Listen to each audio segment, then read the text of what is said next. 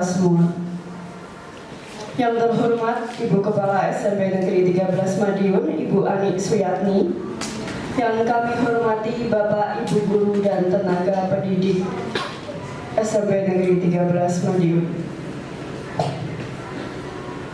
Pada kesempatan ini, marilah bersama kita panjatkan puji syukur kehadirat Tuhan Yang Maha Esa, karena atas limpahan rahmat dan hidayahnya, kita dapat berkumpul bersama di ruangan ini dalam keadaan sehat walafiat. Tak lupa sholawat serta salam semoga selalu tercurahkan kepada junjungan kita Nabi Agung Muhammad SAW. Semoga kita semua mendapatkan syafaatnya di yaumul qiyamah nanti. Amin.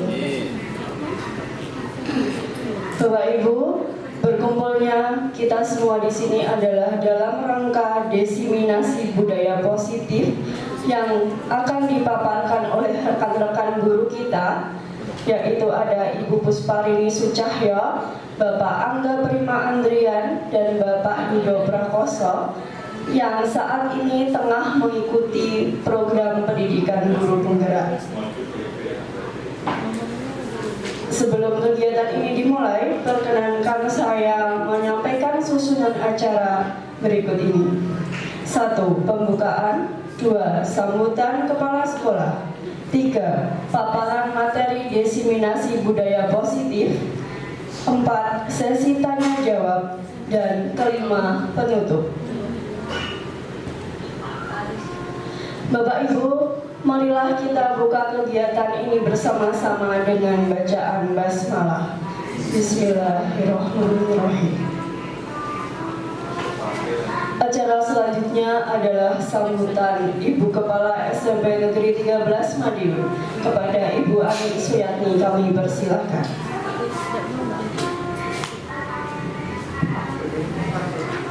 Terima kasih Bu Rina. Bismillahirrahmanirrahim. Assalamualaikum warahmatullahi wabarakatuh. Selamat siang dan salam sejahtera untuk kita semua.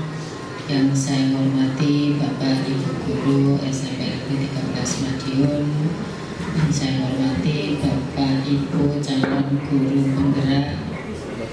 Alhamdulillahirrahmanirrahim, pada siang hari ini kita bisa berkumpul di ruang guru dalam keadaan sehat walafiat, tidak kurang satu apapun. Pada siang hari ini kita semuanya berkesempatan untuk saling berbagi. Kebetulan pada sore hari ini, siang hari ini, giliran dari teman-teman kita dari calon guru penggerak yang mengikuti program guru penggerak untuk mendiseminasikan kegiatan dari calon guru penggerak, tepatnya di modul berapa? Di modul 1.4, yaitu tentang budaya positif. Untuk itu Bapak Ibu semuanya, mohon nanti diperhatikan dengan baik, kemudian jika ada yang belum jelas bisa ditanyakan kepada teman-teman yang mendiseminasikan. Meskipun hanya bertiga yang mengikuti program guru penggerak, dengan kegiatan diseminasi ini serasa kita semuanya terlibat dalam kegiatan guru penggerak. Untuk itu harapan saya ke depannya nanti bagi Bapak Ibu yang sudah memenuhi syarat, monggo ini angkatan 12 kayaknya sudah akan segera dibuka, maka silahkan berbondong-bondong untuk mendaftarkan diri dan semoga lolos. Jangan takut dengan kegiatannya nih Bapak Ibu. Teman-teman kita, Pak Agus sudah lulus, ini disusul Pak Angga, Bu Puspa, dan Pak Yudo. Beliau-beliau ini sanggup dan bisa, berarti Bapak Ibu yang lainnya juga bisa. Apalagi kalau sudah ada teman-teman yang sudah lulus menjadi guru penggerak, paling tidak sudah ada pengalaman dari dari teman-teman kita. Minimal kita bisa berbagi cerita, berbagi pengalaman, triknya seperti apa, pengerjaannya seperti apa, itu sudah akan lebih memudahkan lagi. Nanti semakin banyak Bapak Ibu guru yang menjadi guru penggerak, mudah-mudahan akan semakin memberikan warna pada SMP Negeri 13 Madiun, dan utamanya berdampak pada siswa. Harapan saya yang pertama nanti bisa terdongkrak adalah kualitas pembelajarannya. Jelas kalau kualitas pembelajaran itu meningkat menjadi baik, dampak yang pertama kali dirasakan adalah dampak pada siswa, karena kualitas pembelajaran itu tolok ukurnya ada di peserta didik. Nanti Bapak Ibu, jadi mudah-mudahan kegiatan ini nanti bisa berjalan dengan lancar, tidak hanya sekedar menggugurkan kewajiban sebagai calon guru penggerak, namun bisa dimaknai dan bisa diterapkan dalam kehidupan sehari-hari. Jadi tidak hanya sekedar teori yang dipahami, tapi bisa dipraktekkan. Syukur-syukur Bapak Ibu guru yang menerima diseminasi juga bisa mempraktekkan dalam pelaksanaan pembelajaran. Mungkin itu yang bisa saya sampaikan. Bapak Ibu, ada kekurangannya saya mohon maaf. Saya akhiri dulu. Wassalamualaikum warahmatullahi wabarakatuh.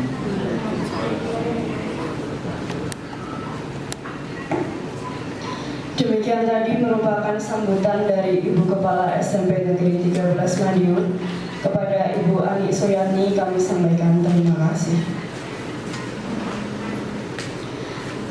Bapak Ibu memasuki acara inti, yaitu pemaparan diseminasi yang akan dilaksanakan oleh teman-teman calon guru penggerak.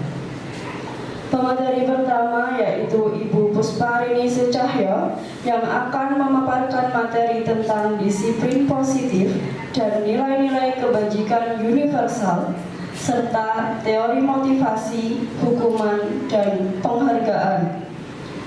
Kepada Ibu Pusparini Sucahyo dipersilahkan.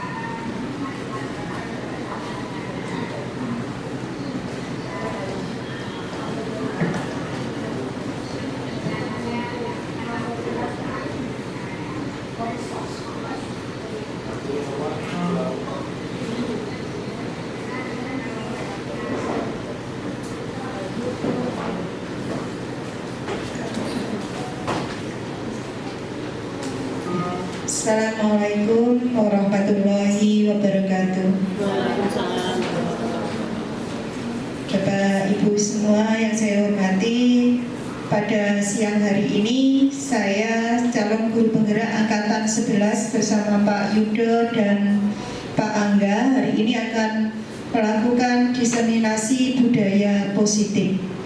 Apa itu budaya positif? Nanti akan kita jelaskan, dan terkait konsep-konsepnya nanti akan terbagi saya, Pak Yudo, dan Pak Angga. Untuk yang pertama, Bapak Ibu, seorang guru yang baik itu harus memiliki budaya positif. Nah, budaya positif itu nanti bisa dijalankan dengan konsep-konsep. Yang pertama adalah disiplin positif, kemudian motivasi perilaku manusia, kemudian keyakinan sekolah atau keyakinan kelas, kebutuhan dasar manusia, posisi kontrol restitusi, dan segitiga restitusi. Nanti di siang hari ini akan kita paparkan apa yang dimaksud dari keenam konsep tersebut.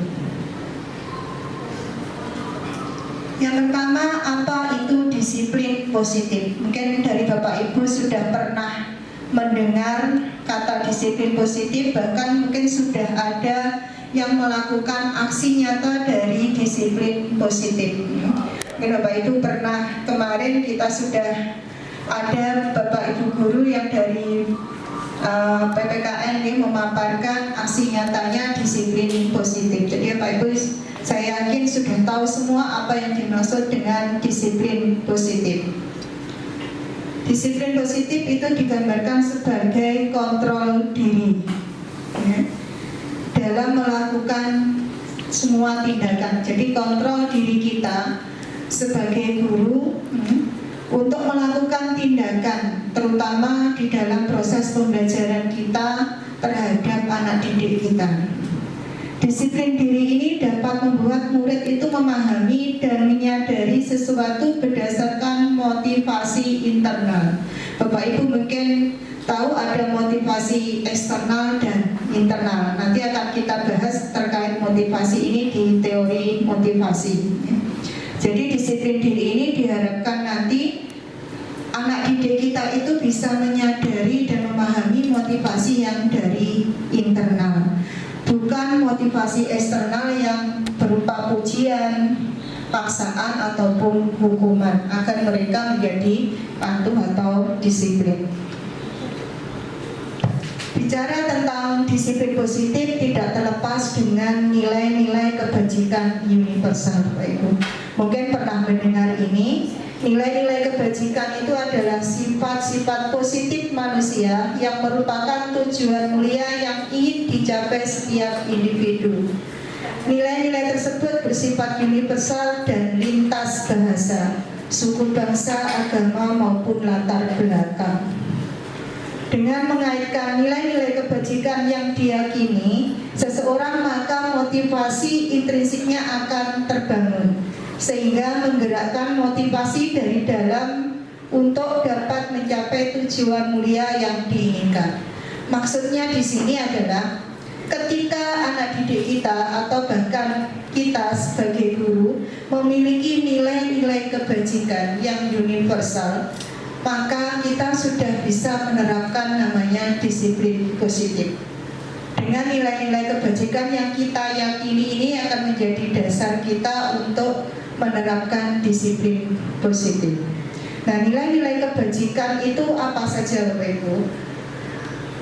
Nilai-nilai kebajikan yang ingin dicapai oleh setiap anak didik kita, tetap kita berada di Indonesia, itu terkenal dengan profil pelajar Pancasila. Mungkin Bapak Ibu sudah hafal semua nilai-nilai dari profil pelajar Pancasila, yaitu beriman dan bertakwa kepada Tuhan Yang Maha Esa, kemudian mandiri, kebenekaan global, bergotong royong, kreatif, dan bernalar kritis.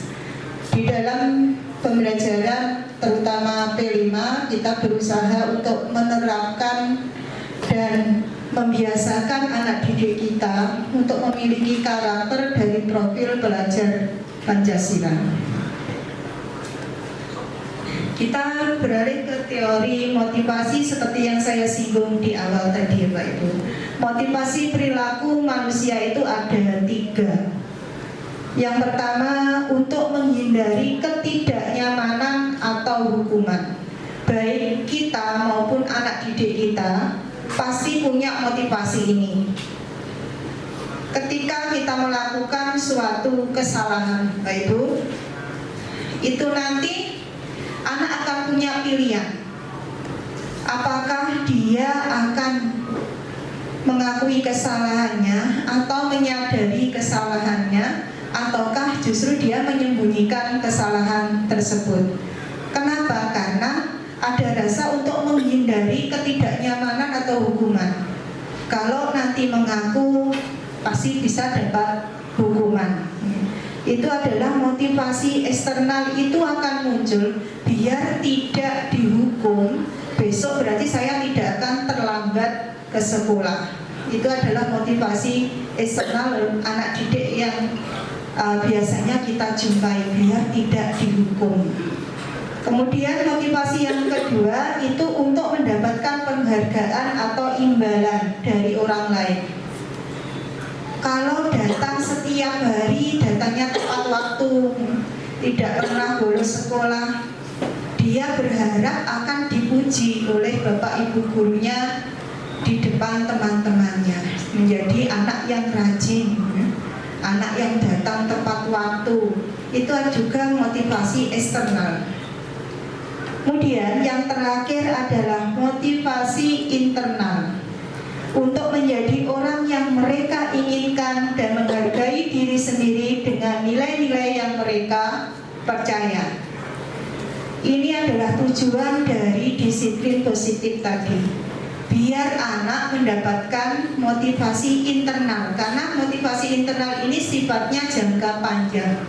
Kalau motivasi eksternal bersifat jangka pendek, jadi tidak akan bisa nanti tujuan disiplin positif ini tercapai. Untuk bisa di sekolah kita nanti kita bisa menerapkan disiplin positif, kita berusaha membangun motivasi internal ini ke anak didik kita.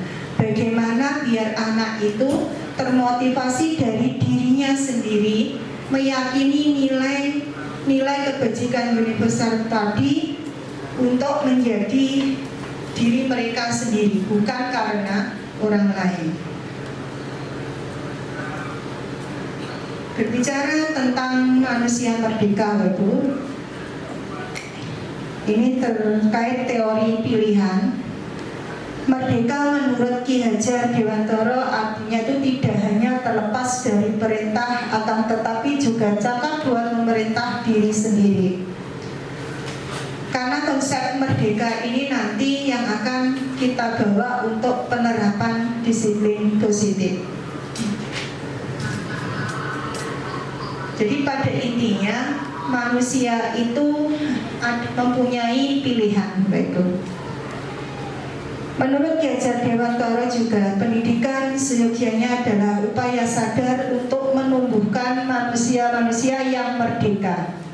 Dalam pernyataannya yang lain, Ki Hajar Dewantara juga menyampaikan bahwa maksud pendidikan itu adalah menuntun segala kekuatan kodrat yang ada pada anak-anak agar mereka dapat mencapai keselamatan dan kebahagiaan yang setinggi-tingginya, baik sebagai manusia maupun anggota masyarakat. Inilah nanti akan menjadi tujuan kita dalam mendidik anak-anak, yang intinya ada dua, keselamatan dan kebahagiaan. Bagaimana anak didik kita untuk mencapai dua hal tersebut.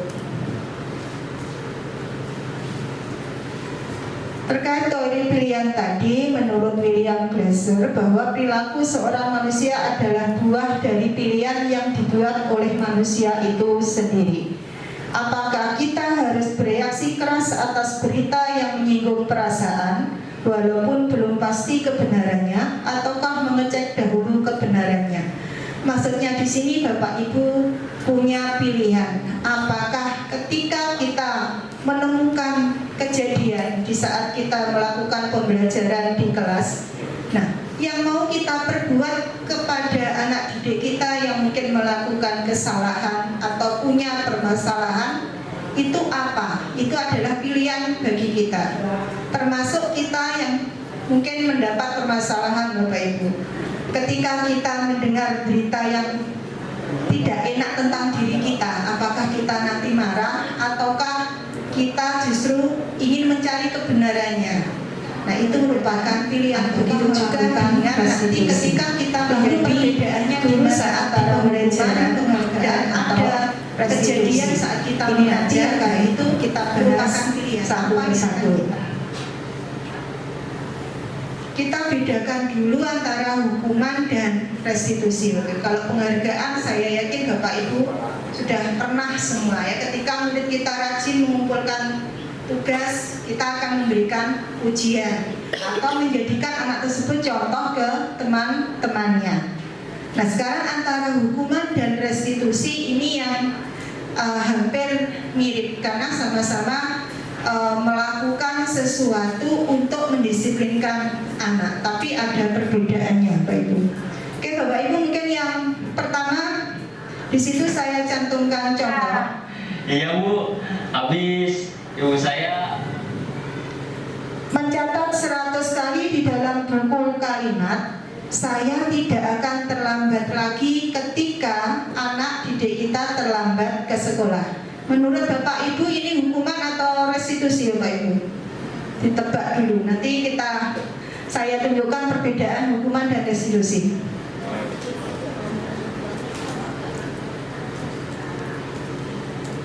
Kalau hukuman atau restitusi? Monggo, hukuman. Oke. Sorry Bapak Ibu, hukuman atau konsekuensi? Maaf. Hukuman atau konsekuensi. Ini hampir mirip. Jadi hukuman itu kan memberikan hukuman ke anak. Konsekuensi juga. Sama-sama memberikan hukuman ke anak.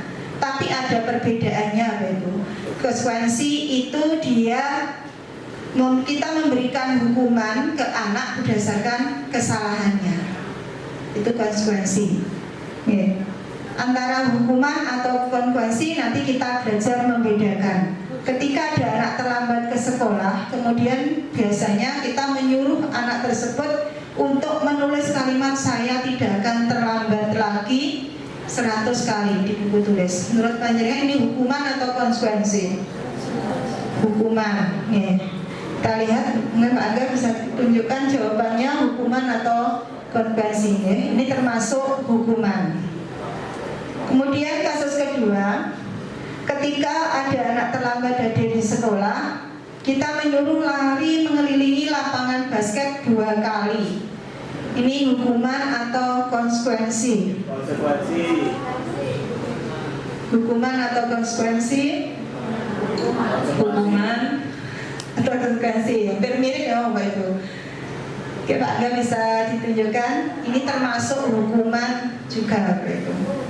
Kemudian kasus ketiga, ini waktu pandemi kemarin ya, anak tidak menggunakan masker ya. Kemudian kita menyuruh murid kita untuk push up 15 kali. Hukuman ya betul ya, hukuman. Kemudian menggantikan kertas temannya yang kertasnya dicoret-coret ya. Konsekuensi ya. Kemudian keempat, membersihkan tumpahan air di meja tulis karena tersenggol pada saat belajar. Jadi anak bawa minuman tertumpah, konsekuensi. Yang baru sudah mulai paham perbedaannya ya. Konsekuensi. Kemudian murid disuruh untuk mengenakan sepatu seharian. Murid disuruh untuk mengenakan sepatu seharian di sekolah. Oh ini maaf ya, saya salah ketik. Murid disuruh untuk tidak mengenakan sepatu, jadi melepas sepatunya di sekolah karena tidak mengenakan sepatu berwarna hitam. Jadi kalau mengenakan sepatu tidak berwarna hitam disuruh melepas, jadi tidak boleh bersepatu seharian. Hukuman atau konsekuensi Ibu? Hukuman. Oke, Mbak Ega mungkin tunjukkan. Ya, termasuk hukuman Mbak Ega. Kemudian yang terakhir, lari mengelilingi lapangan basket 2 kali karena terlambat 10 menit untuk ikut pelajaran PJUK. Harusnya kumpul di lapangan tapi terlambat, terus disuruh lari. Guru PJUK ini hukuman apa konsekuensi Pak? Kurang tahu ya, hukuman itu Bu. Hukuman, oke Pak Angga coba ditunjukkan. Kurang tahu ya. Oke Pak Angga. Ini contoh kan ya, saya yakin guru sampai 13 nggak ada yang seperti itu. Ya sudah disiplin positif semua. Ya, kenapa ada hukuman, ada konsekuensi, bedanya di mana? Kalau Bapak Ibu mencermati kasus-kasus itu, kalau hukuman itu mengarah ke fisik, jadi ada menyakiti anak-anak Bapak Ibu. Nah ini yang ditunjukkan Pak Angga di slide itu. Bapak Ibu bisa melihat perbedaan antara hukuman dan konsekuensi. Kalau hukuman itu sesuatu yang menyakitkan, itu pasti. Anak yang dihukum pasti akan timbul rasa sakit hati kepada pemberi hukuman. Kalau konsekuensi itu karena anak sudah sadar kalau tidak melakukan sesuatu nanti konsekuensinya ini. Jadi ada perbedaan antara hukuman dan konsekuensi itu ke hal yang menyakitkan menyakitkan tadi. Kemudian selanjutnya itu anak akan merasa sakit hati, baik itu fisik maupun hatinya untuk jangka waktu yang lama, itu jika hukuman.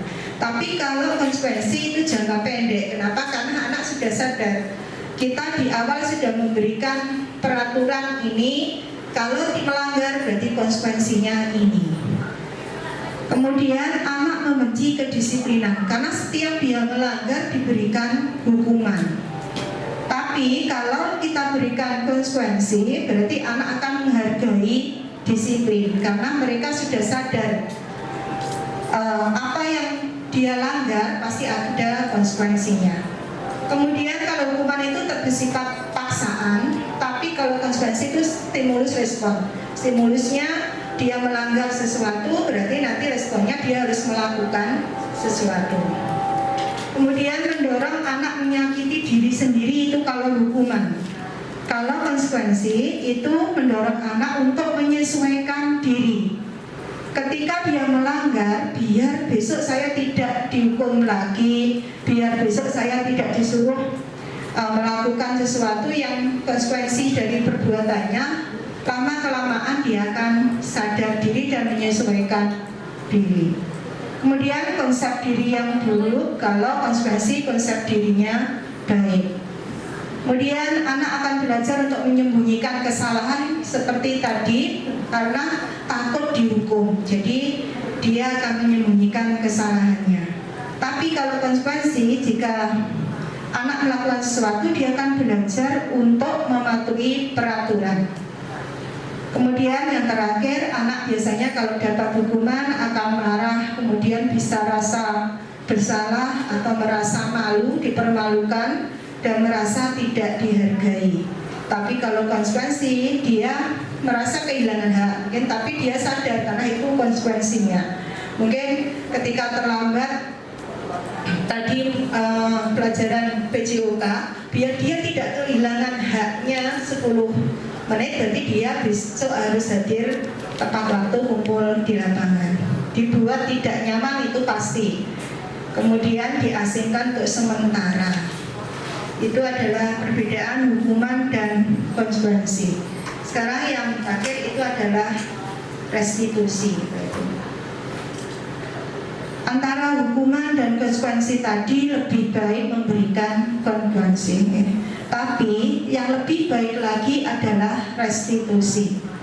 Restitusi adalah proses menciptakan kondisi bagi murid untuk memperbaiki kesalahan mereka sehingga mereka bisa kembali pada kelompok mereka dengan karakter yang lebih kuat.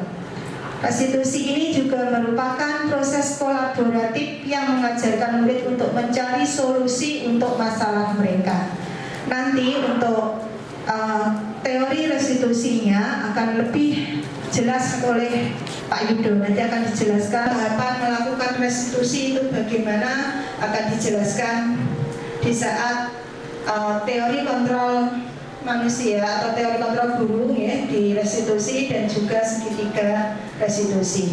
Tapi di awal Bapak Ibu tadi kita membedakan hukuman, konsekuensi juga restitusi. Yang paling baik adalah restitusi. Hukuman tadi menyakitkan, konsekuensi itu berusaha menyadarkan anak. Lalu restitusi itu mengajarkan anak mencari solusi dari masalahnya. Nah, jadi ini beberapa yang saya tampilkan Bapak Ibu. Ketika kita melakukan hukuman, itu berarti ada kegagalan di dalam diri kita sebagai guru. Jadi kita tidak bisa membentuk karakter anak, justru bahkan kita bisa mematikan karakter anak. Karena sesuatu yang menyakitkan itu nanti kita bisa menjadi anak itu benci terhadap kedisiplinan dan peraturan yang ada. Kalau disiplin yang berupa konsekuensi ya, itu bersifat netral, sedangkan yang paling bagus yang bersifat positif adalah restitusi.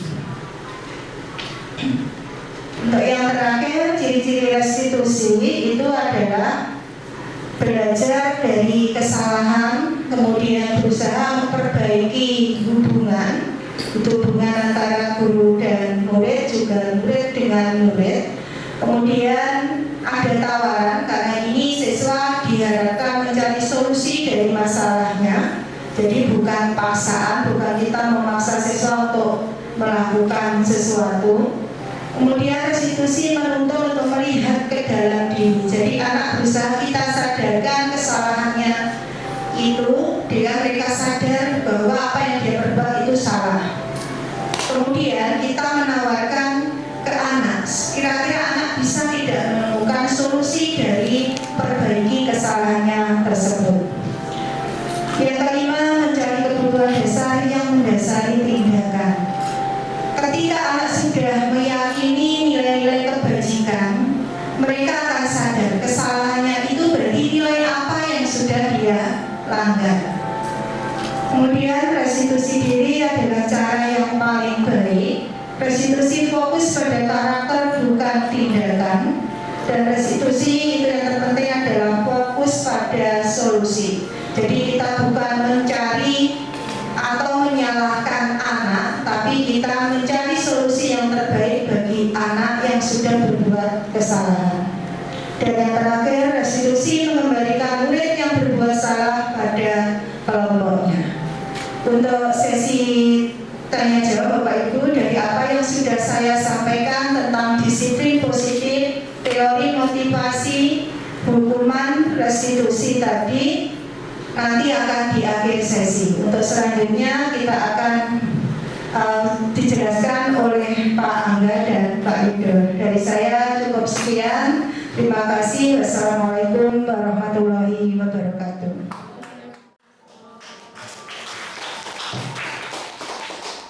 Demikian tadi merupakan pemaparan diseminasi budaya positif oleh Ibu Puspa, Bapak Angga, dan Bapak Yudo. Sungguh sangat menginspirasi bagi kita semua, Bapak Ibu. Selanjutnya bagi Bapak Ibu yang ingin menyampaikan pertanyaan kepada Ibu Puspa, Pak Angga maupun Pak Yudo, monggo silahkan.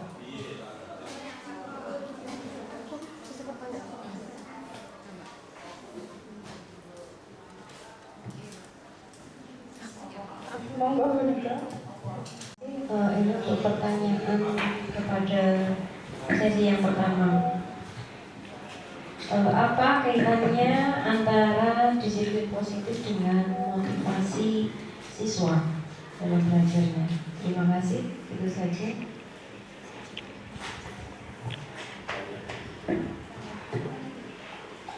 Baik Bapak Ibu, pertanyaan berikutnya. Ada yang ingin bertanya lagi? Hanya masih mengenai tentang disiplin positif, tentang bagaimana cara menerapkan disiplin positif di dalam kelas khususnya. Terima kasih. Baik, terima kasih Ibu Sekar. Selanjutnya Bu Eka, monggo.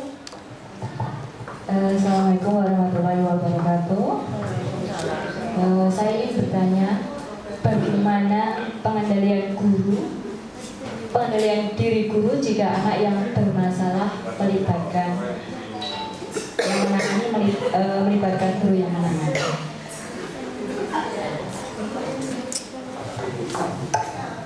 Ya, terima kasih Bu Eka. Selanjutnya Bu Yesi. Terima kasih. Saya akan bertanya pada Pak Yudo, apakah seorang guru bisa mengambil peran menjadi beberapa posisi kontrol? Ya, sudah ada 4 pertanyaan, mau dijawab dulu Bapak Ibu? Ya, monggo. Terima kasih Bu Rina. Bapak Ibu, saya akan coba menjawab yang terkait dengan disiplin positif. Untuk yang pertama tadi dari Bu Arinika yang ditanyakan kaitan antara disiplin positif dengan motivasi siswa.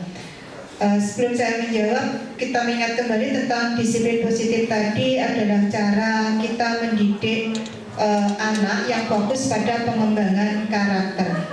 Nah, kaitannya dengan motivasi ini adalah disiplin positif itu berkaitan erat.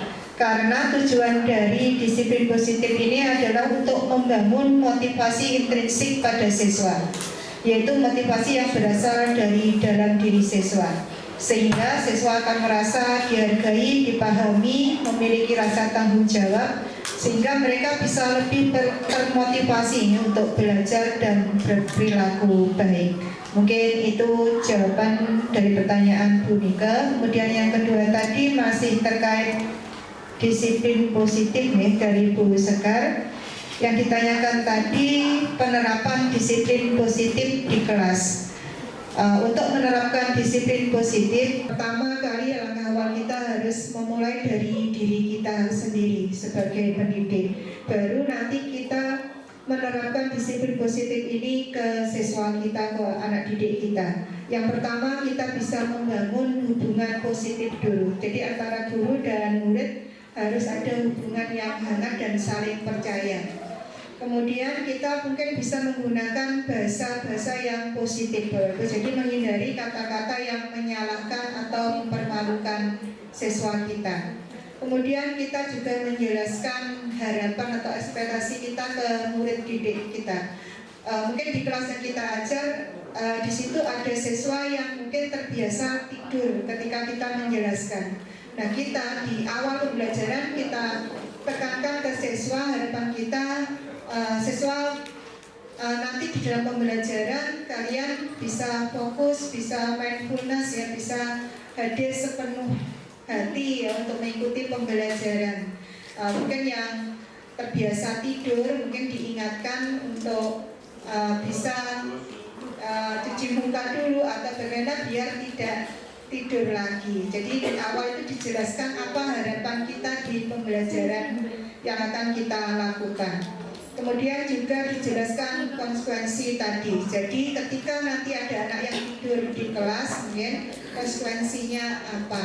Atau ketika dia tidur, dia akan kehilangan hak apa? Jadi anak dijelaskan lebih jelas dulu harapan dan konsekuensi dari kita dan diingatkan kembali terutama tentang keyakinan kelas. Mungkin itu yang bisa kita terapkan, yang bisa kita lakukan untuk menerapkan disiplin positif. Berikutnya terkait Pak Yudo. Ada tambahan dari Pak Angga tentang disiplin positif? Ya, kita langsung praktik aja ya. Kalau disiplin positif di kelas itu misalnya begini, misalnya suaranya, nah itu nanti bisa kita ganti dengan ini waktunya belajar, kita perlu fokus ya. Jadi ngobrolnya nanti aja ya. Nah itu pakainya seperti itu misalnya. Jangan nah seperti itu. Jangan lagi seperti ini. Kok malas-malasan kontrak. Nah seperti itu jangan. Nanti kata-kata negatif itu dihindari. Dan memang betul kata Bu Alif tadi bahwa guru itu memang harus sabar dan konsisten. Jadi konsisten sabar. Karena anak-anak yang kita hadapi beraneka ragam dan juga latar belakangnya juga berbagai macam latar belakang, sehingga tiap anak tentu saja sentuhannya akan berbeda-beda. Mungkin itu tambahan dari saya tentang disiplin positif yang ada di dalam kelas.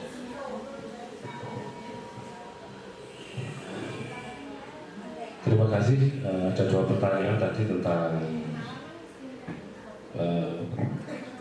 posisi kontrol guru. Yang pertama dari Bu Yesi, apakah seorang guru itu bisa menggunakan atau berada di posisi lebih dari satu posisi kontrol guru? Saya kalau posisi kontrol guru yang tadi kita bahas adalah ada 5 ini, penghukum, pembuat rasa bersalah, sebagai teman, pemantau, dan manajer. Pada dasarnya manajer ada yang paling bagus. Jika menangani masalah itu yang serendah-rendahnya itu di tengah-tengah, yaitu posisi teman. Ini yang paling bawah.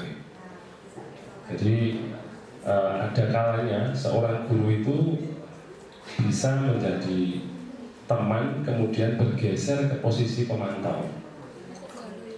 Jadi misalnya si anak ini bersalah, disapa dengan cara yang lembut seperti seorang teman. Kemudian guru secara perlahan bergeser mengingatkan tentang peraturan atau keyakinan sekolah ini. Kemudian kalau sudah tahu tentang keyakinan atau peraturan si anak ini, tahu konsekuensinya. Nah, kalau sudah masuk konsekuensi, maka itu masuk posisi pemantau. Nah, jadi bisa bergeser ke situ. Tapi ini perlu waktu, jadi perlu waktu antara bergeser dari posisi teman, kemudian ke posisi pemantau. Jadi Bapak Ibu sudah tahu tadi kalimat-kalimat yang dipakai di teman, kemudian di pemantau itu apa saja, jadi bisa bergeser. Kemudian begitu Pak Yesi, ke pertanyaan kedua tadi tentang bagaimana pengendalian diri guru apabila masalah itu melibatkan guru tersebut. Oke, tadi kalau kita lihat contoh-contohnya, contoh saja misalnya Naren terlambat tadi, itu kan posisi Naren saja terlambat nih. Guru posisinya tidak sebagai posisi yang terlibat masalah. Kemudian posisi Sarah tadi juga sama, dia dengan temannya bermasalah. Nah, bagaimana kalau ini kasus misalnya ketika mengajar ini ada anak yang ya anggap saja spesial. Kita pakai kata yang positif Bapak Ibu ya, spesial, unik begitu ya. Biasanya Bapak Ibu tahu maksudnya. Nah, anak-anak spesial ini ketika diingatkan ini tidak mau. Nah, malah mungkin berkata kasar pada gurunya. Nah, di posisi ini guru menjadi posisi yang mau tidak mau terlibat. Karena ketika dia terlibat, anak ini berkata kasar, nah biasanya guru itu kan terus mangkel Bapak Ibu, mengesu ibu cari ganti sopan 111 ngomong kalau guru ini gak bosong misalnya, terus nada suaranya seperti itu. Nah, ini akan membuat si guru ini melibatkan emosinya. Nah, disinilah seorang guru diuji, apakah dia mampu mengendalikan dirinya dulu apa tidak.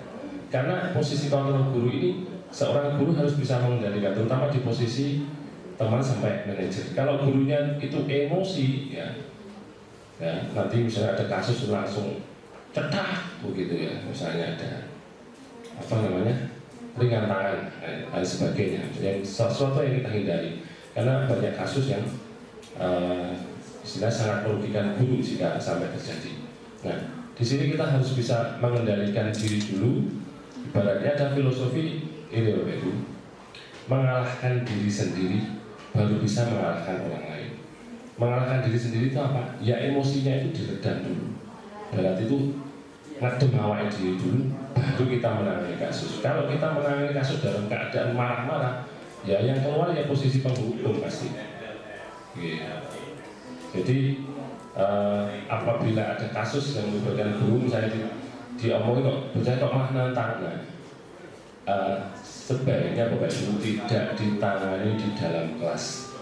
Jadi biarkan mungkin kelas ini diberi tugas dan lain sebagainya, anak ini dipanggil berdua, kemudian diajak bicara baik-baik. Tapi tentu saja Bapak Ibu harus, kita harus sudah dalam posisi tenang dulu, sehingga kita bisa menerapkan posisi kontrol ini.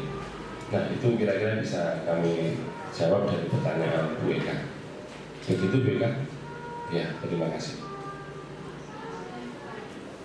Ada tambahan mungkin? Atau sudah?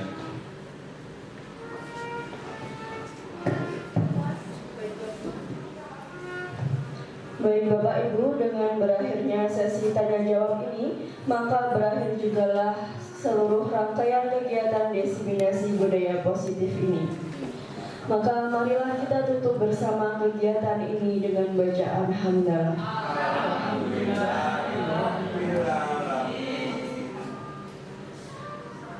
Terima kasih kepada Bapak Ibu yang telah berkenan meluangkan waktunya demi mengikuti kegiatan diseminasi pada siang hari ini. Saya selaku pembawa acara memohon maaf apabila dalam memandu kegiatan ini terdapat banyak kekurangan. Akhir kata, wassalamualaikum warahmatullahi wabarakatuh.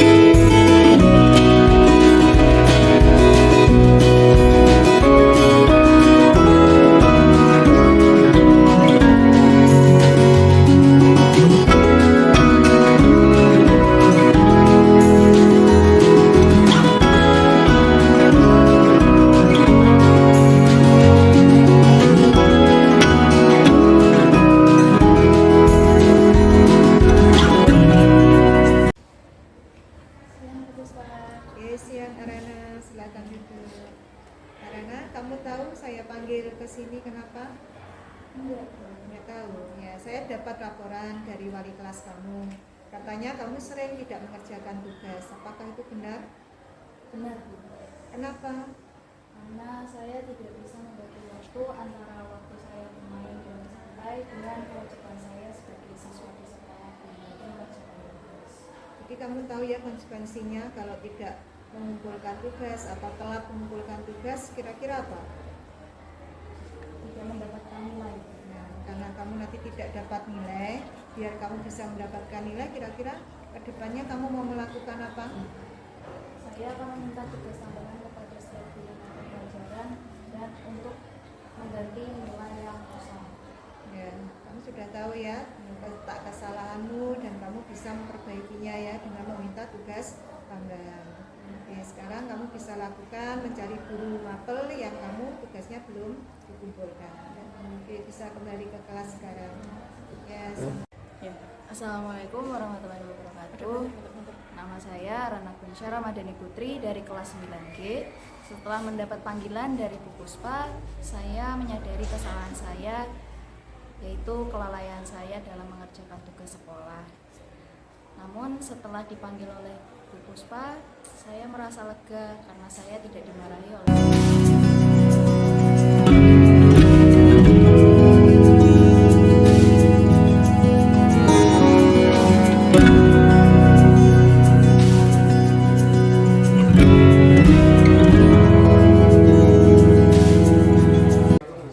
Waalaikumsalam, silakan duduk Raffi.